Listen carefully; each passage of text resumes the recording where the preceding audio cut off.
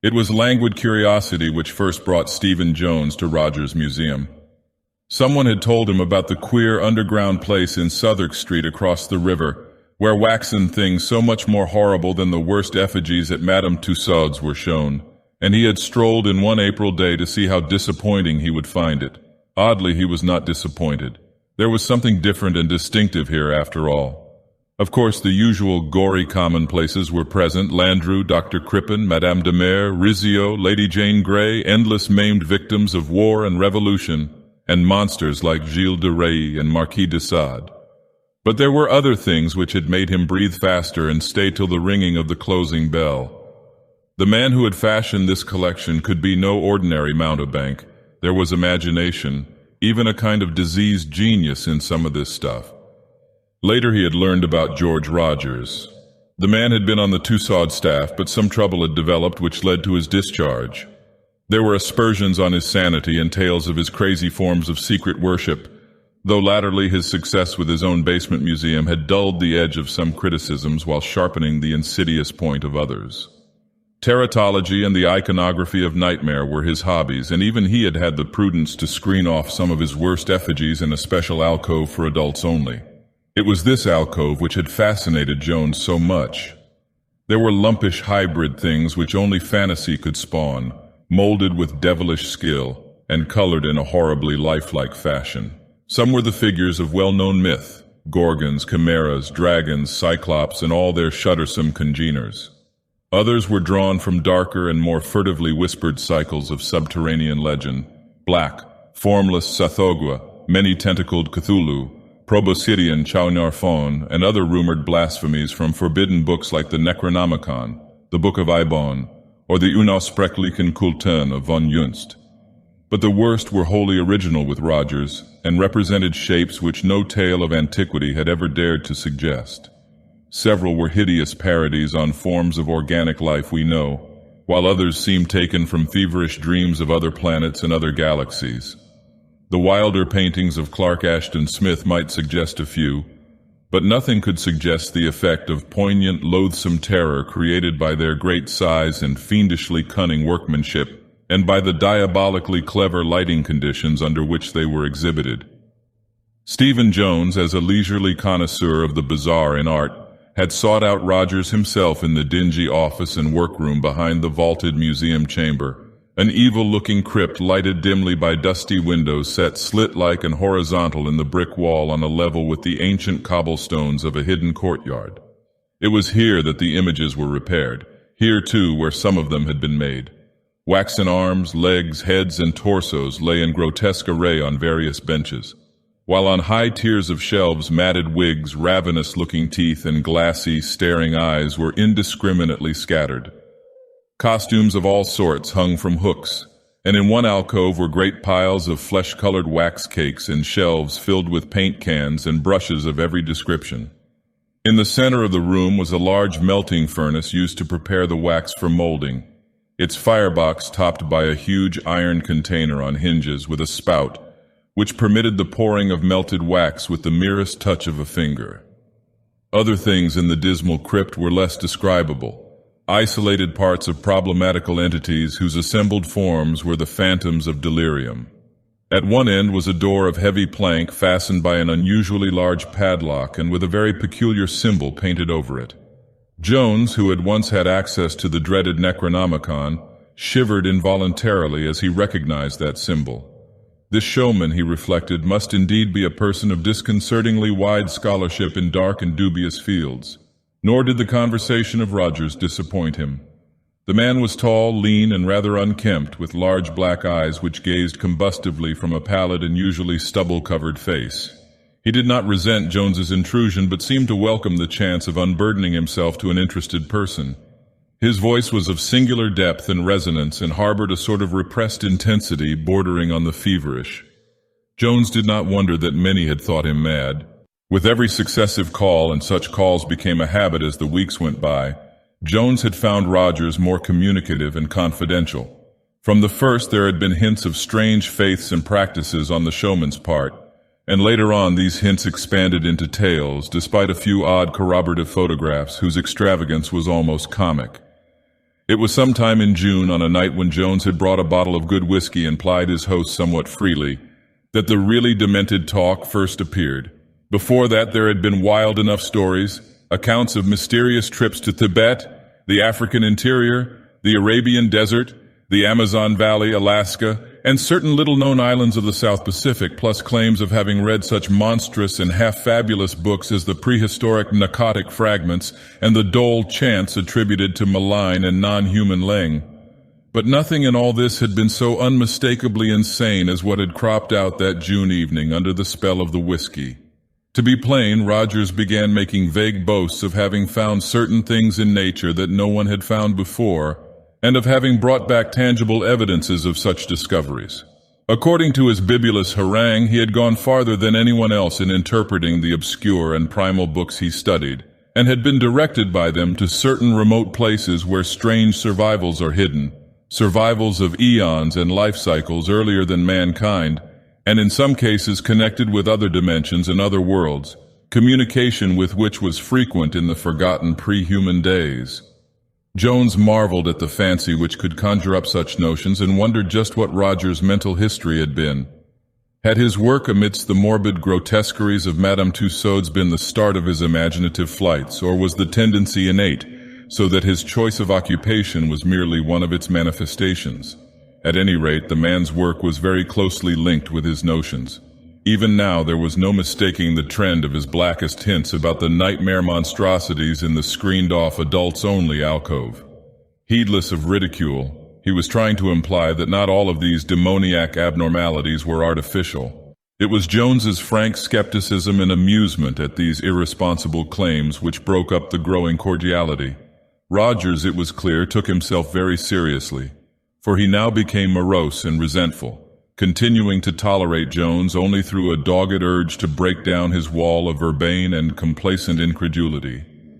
Wild tales and suggestions of rites and sacrifices to nameless elder gods continued, and now and then Rogers would lead his guest to one of the hideous blasphemies in the screened-off alcove and point out features difficult to reconcile with even the finest human craftsmanship.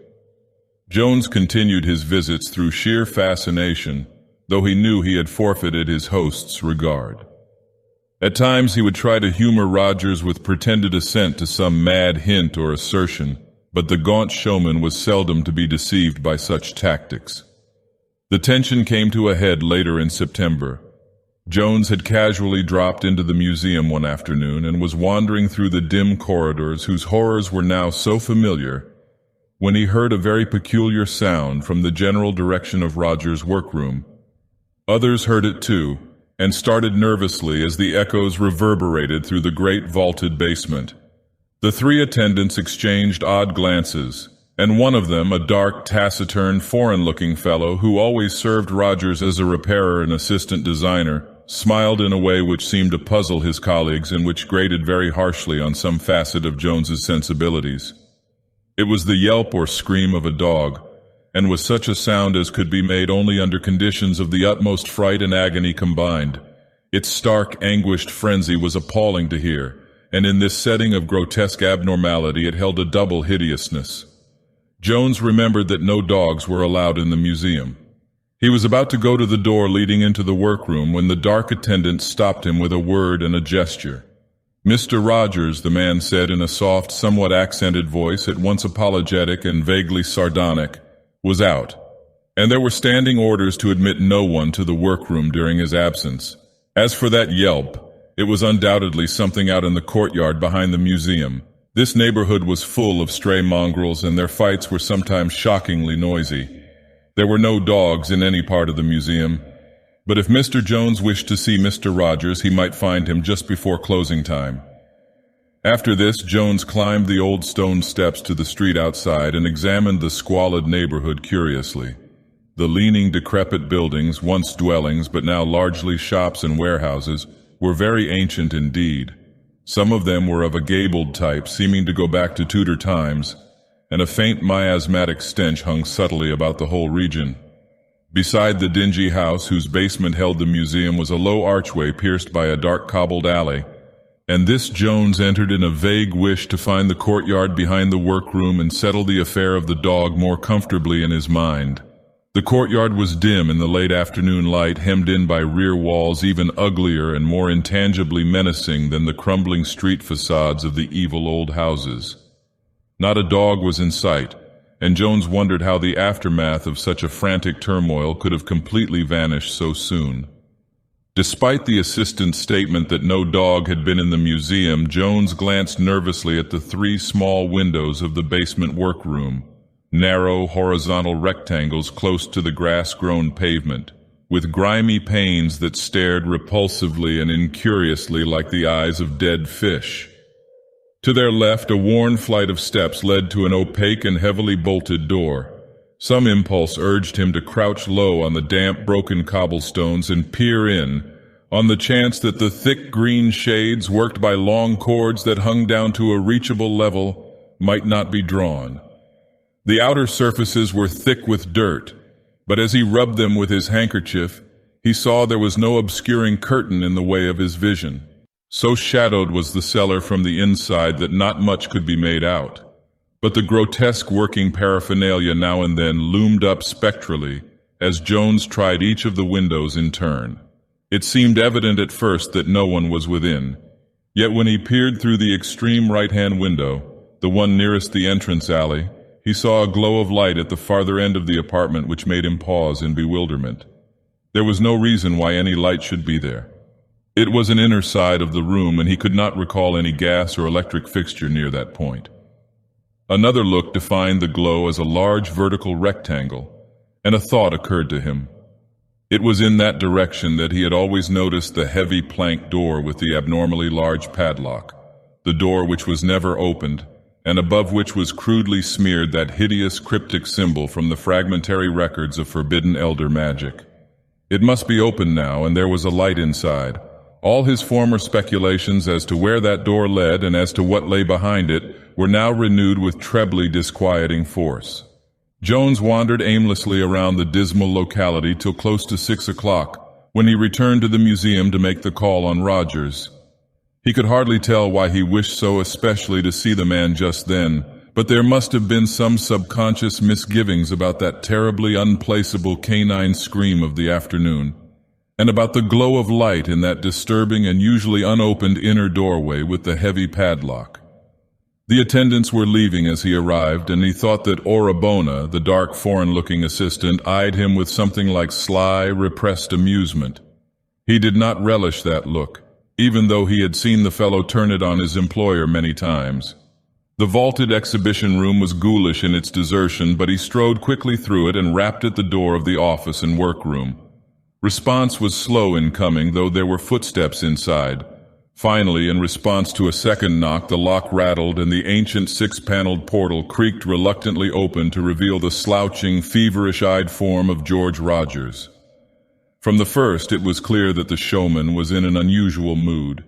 There was a curious mixture of reluctance and actual gloating in his welcome, and his talk at once veered to extravagances of the most hideous and incredible sort. Surviving elder gods, nameless sacrifices, the other-than-artificial nature of some of the alcove horrors, all the usual boasts, but uttered in a tone of peculiarly increasing confidence. Obviously, Jones reflected, the poor fellow's madness was gaining on him. From time to time, Rogers would send furtive glances toward the heavy padlocked inner door at the end of the room, or toward a piece of coarse burlap on the floor not far from it, beneath which some small object appeared to be lying. Jones grew more nervous as the moments passed and began to feel as hesitant about mentioning the afternoon's oddities as he had formerly been anxious to do so. Rogers' sepulchrally resonant bass almost cracked under the excitement of his fevered rambling. "Do you remember," he shouted, "what I told you about that ruined city in Indochina where the Chochos lived? You had to admit I'd been there when you saw the photographs, even if you did think I made that oblong swimmer in darkness out of wax. If you'd seen it writhing in the underground pools as I did. Well, this is bigger still. I never told you about this because I wanted to work out the later parts before making any claim. When you see the snapshots, you'll know the geography couldn't have been faked, and I fancy I have another way of proving that it isn't any waxed concoction of mine. You've never seen it, for the experiments wouldn't let me keep it on exhibition. The showman glanced queerly at the padlocked door. It all comes from that long ritual in the 8th narcotic fragment. When I got it figured out, I saw it could have only one meaning. There were things in the north before the land of Lomar, before mankind existed, and this was one of them. It took us all the way to Alaska and up the Noatak from Fort Morton, but the thing was there as we knew it would be. Great cyclopean ruins, acres of them. There was less left than we had hoped for, but after 3 million years, what could one expect? And weren't the Eskimo legends all in the right direction? We couldn't get one of the beggars to go with us and had to sledge all the way back to Nome for Americans. Orabona was no good up in that climate. It made him sullen and hateful. I'll tell you later how we found it. When we got the ice blasted out of the pylons of the central ruin, the stairway was just as we knew it would be. Some carvings still there, and it was no trouble keeping the Yankees from following us in. Orabona shivered like a leaf. You'd never think it from the damned insolent way he struts around here. He knew enough of the Elder Lore to be properly afraid. The eternal light was gone, but our torches showed enough. We saw the bones of others who had been before us, eons ago, when the climate was warm. Some of these bones were of things you couldn't even imagine. At the 3rd level down, we found the ivory throne the fragment said so much about, and I may as well tell you it wasn't empty. The thing on that throne didn't move, and we knew then that it needed the nourishment of sacrifice, but we didn't want to wake it then. Better to get it to London first. Orabona and I went to the surface for the big box, but when we had packed it, we couldn't get it up the 3 flights of steps. These steps weren't made for human beings, and their size bothered us. Anyway, it was devilish heavy. We had to have the Americans down to get it out. They weren't anxious to go into the place, but of course the worst thing was safely inside the box. We told them it was a batch of ivory carvings, archaeological stuff, and after seeing the carved throne, they probably believed us. It's a wonder they didn't suspect hidden treasure and demand a share. They must have told queer tales around Nome later on, though I doubt if they ever went back to those ruins, even for the ivory throne. Rogers paused, felt around in his desk, and produced an envelope of good-sized photographic prints. Extracting one and laying it face down before him, he handed the rest to Jones. The set was certainly an odd one, ice-clad hills, dog sledges, men in furs, and vast tumbled ruins against a background of snow. Ruins whose bizarre outlines and enormous stone blocks could hardly be accounted for. One flashlight view showed an incredible interior chamber with wild carvings and a curious throne whose proportion could not have been designed for a human occupant. The carvings on the gigantic masonry, high walls and peculiar vaulting overhead, were mainly symbolic and involved both wholly unknown designs and certain hieroglyphs darkly cited in obscene legends. Over the throne loomed the same dreadful symbol which was now painted on the workroom wall above the padlocked plank door. Jones darted a nervous glance at the closed portal. Assuredly, Rogers had been to strange places and had seen strange things, yet this mad interior picture might easily be a fraud, taken from a very clever stage setting. One must not be too credulous. But Rogers was continuing. Well, we shipped the box from Nome and got to London without any trouble. That was the first time we'd ever brought back anything that had a chance of coming alive. I didn't put it on display because there were more important things to do for it. It needed the nourishment of sacrifice, for it was a god. Of course, I couldn't get it the sort of sacrifices which it used to have in its day, for such things don't exist now. But there were other things which might do. The blood is the life, you know. Even the lemurs and elementals that are older than the earth will come when the blood of men or beasts is offered under the right conditions. The expression on the narrator's face was growing very alarming and repulsive, so that Jones fidgeted involuntarily in his chair. Rogers seemed to notice his guest's nervousness and continued with a distinctly evil smile. It was last year that I got it, and ever since then I've been trying rites and sacrifices. Orabona hasn't been much help, for he was always against the idea of waking it. He hates it, probably because he's afraid of what it will come to mean. He carries a pistol all the time to protect himself, fool as if there were human protection against it. If I ever see him draw that pistol, I'll strangle him. He wanted me to kill it and make an effigy of it, but I've stuck by my plans, and I'm coming out on top in spite of all the cowards like Orabona and damn sniggering skeptics like you, Jones. I've chanted the rites and made certain sacrifices, and last week the transition came. The sacrifice was received and enjoyed. Rogers actually licked his lips while Jones held himself uneasily rigid. The showman paused and rose, crossing the room to the piece of burlap at which he had glanced so often. Bending down, he took hold of one corner as he spoke again. "You've laughed enough at my work. Now it's time for you to get some facts. Orabona tells me you heard a dog screaming around here this afternoon. Do you know what that meant?" Jones started. For all his curiosity, he would have been glad to get out without further light on the point which had so puzzled him. But Rogers was inexorable, and began to lift the square of burlap. Beneath it lay a crushed, almost shapeless mass, which Jones was slow to classify. Was it a once-living thing which some agency had flattened, sucked dry of blood, punctured in 1,000 places, and wrung into a limp, broken-boned heap of grotesqueness? After a moment, Jones realized what it must be. It was what was left of a dog perhaps of considerable size and whitish color. Its breed was past recognition, for distortion had come in nameless and hideous ways. Most of the hair was burned off as by some pungent acid, and the exposed, bloodless skin was riddled by innumerable circular wounds or incisions. The form of torture necessary to cause such results was past imagining. Electrified with a pure loathing which conquered his mounting disgust, Jones sprang up with a cry. "You damned sadist, you madman! You do a thing like this and dare to speak to a decent man!" Rogers dropped the burlap with a malignant sneer and faced his oncoming guest. His words held an unnatural calm. "Why, you fool, do you think I did this? Let us admit that the results are unbeautiful from our limited human standpoint. What of it? It is not human and does not pretend to be. To sacrifice is merely to offer. I gave the dog to it. What happened is its work, not mine. It needed the nourishment of the offering and took it in its own way, but let me show you what it looks like." As Jones stood hesitating, the speaker returned to his desk and took up the photograph he had laid face down without showing. Now he extended it with a curious look. Jones took it and glanced at it in an almost mechanical way. After a moment, the visitor's glance became sharper and more absorbed, for the utterly satanic force of the object depicted had an almost hypnotic effect. Certainly Rogers had outdone himself in modeling the eldritch nightmare which the camera had caught. The thing was a work of sheer infernal genius, and Jones wondered how the public would react when it was placed on exhibition. So hideous a thing had no right to exist. Probably the mere contemplation of it after it was done had completed the unhinging of its maker's mind and led him to worship it with brutal sacrifices.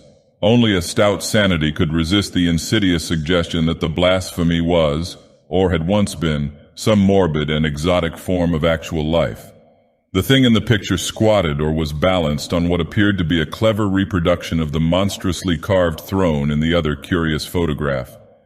To describe it with any ordinary vocabulary would be impossible, for nothing even roughly corresponding to it has ever come within the imagination of sane mankind. It represented something meant perhaps to be roughly connected with the vertebrates of this planet, though one could not be too sure of that. Its bulk was cyclopean, for even squatted it towered to almost twice the height of Orabona, who was shown beside it. Looking sharply, one might trace its approximations toward the bodily features of the higher vertebrates. There was an almost globular torso with 6 long, sinuous limbs terminating in crab-like claws. From the upper end, a subsidiary globe bulged forward bubble-like, its triangle of 3 staring fishy eyes, its foot-long and evidently flexible proboscis, and a distended lateral system analogous to gills, suggesting that it was a head. Most of the body was covered with what at first appeared to be fur, but which on closer examination proved to be a dense growth of dark, slender tentacles or sucking filaments, each tipped with a mouth suggesting the head of an asp. On the head and below the proboscis, the tentacles tended to be longer and thicker, and marked with spiral stripes, suggesting the traditional serpent locks of Medusa. To say that such a thing could have an expression seems paradoxical, yet Jones felt that that triangle of bulging fish eyes and that obliquely poised proboscis all bespoke a blend of hate, greed, and sheer cruelty incomprehensible to mankind, because mixed with other emotions not of the world or this solar system. Into this bestial abnormality, he reflected, Rogers must have poured at once all his malignant insanity and all his uncanny sculptural genius. The thing was incredible, and yet the photograph proved that it existed. Rogers interrupted his reveries.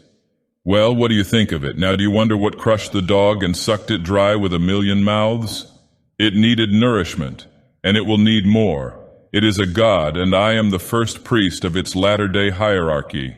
Ea, Shub-Niggurath, the goat with 1,000 young. Jones lowered the photograph in disgust and pity. See here, Rogers, this won't do. There are limits, you know. It's a great piece of work and all that, but it isn't good for you.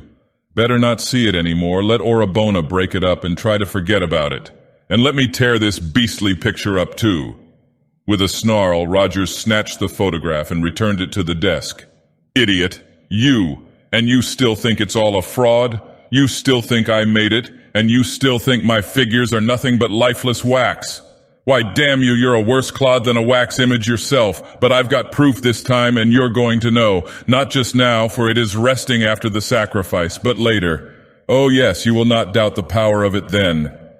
As Rogers glanced toward the padlocked inner door, Jones retrieved his hat and stick from a nearby bench. Very well, Rogers, let it be later. I must be going now, but I'll call around tomorrow afternoon. Think my advice over and see if it doesn't sound sensible. Ask Orabona what he thinks too. Rogers actually bared his teeth in wild beast fashion. Must be going now, eh? Afraid after all. Afraid for all your bold talk. You say the effigies are only wax, and yet you run away when I begin to prove that they aren't. You're like the fellows who take my standing bet that they daren't spend the night in the museum. They come boldly enough, but after an hour they shriek and hammer to get out. Want me to ask Orabona, eh? You two? Always against me. You want to break down the coming earthly reign of it. Jones preserved his calm. No, Rogers, there's nobody against you. And I'm not afraid of your figures either, much as I admire your skill. But we're both a bit nervous tonight, and I fancy some rest will do us good. Again, Rogers checked his guest's departure. Not afraid, eh? Then why are you so anxious to go? Look here, do you or don't you dare to stay alone here in the dark? What's your hurry if you don't believe in it? Some new idea seemed to have struck Rogers, and Jones eyed him closely. Why, I've no special hurry, but what would be gained by my staying here alone? What would it prove? My only objection is that it isn't very comfortable for sleeping. What good would it do either of us? This time it was Jones who was struck with an idea. He continued in a tone of conciliation. See here, Rogers, I've just asked you what it would prove if I stayed when we both know. It would prove that your effigies are just effigies and that you oughtn't to let your imagination go the way it's been going lately. Suppose I do stay. If I stick it out till morning, will you agree to take a new view of things? Go on a vacation for 3 months or so and let Orabona destroy that new thing of yours? Come now, isn't that fair? The expression on the showman's face was hard to read. It was obvious that he was thinking quickly, and that of sundry conflicting emotions, malign triumph was getting the upper hand. His voice held a choking quality as he replied, Fair enough. If you do stick it out, I'll take your advice, but stick you must. We'll go out for dinner and come back. I'll lock you in the display room and go home. In the morning, I'll come down ahead of Orabona. He comes half an hour before the rest and see how you are. But don't try it unless you are very sure of your skepticism. Others have backed out. You have that chance. And I suppose a pounding on the outer door would always bring a constable. You may not like it so well after a while. You'll be in the same building, though not in the same room with it. As they left the rear door into the dingy courtyard, Rogers took with him the piece of burlap, weighted with a gruesome burden. Near the center of the court was a manhole, whose cover the showman lifted quietly and with a shuddersome suggestion of familiarity. Burlap and all, the burden went down to the oblivion of a cloacal labyrinth. Jones shuddered and almost shrank from the gaunt figure at his side as they emerged into the street. By unspoken mutual consent, they did not dine together, but agreed to meet in front of the museum at 11. Jones hailed a cab and breathed more freely when he had crossed Waterloo Bridge and was approaching the brilliantly lighted Strand. He dined at a quiet cafe and subsequently went to his home in Portland Place to bathe and get a few things. Idly, he wondered what Rogers was doing. He had heard that the man had a vast, dismal house in the Walworth Road, full of obscure and forbidden books, occult paraphernalia, and wax images which he did not choose to place on exhibition. Orabona, he understood, lived in separate quarters in the same house. At 11, Jones found Rogers waiting by the basement door in Southwark Street. Their words were few, but each seemed taut with a menacing tension. They agreed that the vaulted exhibition room alone should form the scene of the vigil, and Rogers did not insist that the watchers sit in the special adult alcove of supreme horrors. The showman, having extinguished all the lights with switches in the workroom, locked the door of that crypt with one of the keys on his crowded ring. Without shaking hands, he passed out the street door, locked it after him, and stamped up the worn steps to the sidewalk outside. As his tread receded, Jones realized that the long, tedious vigil had commenced.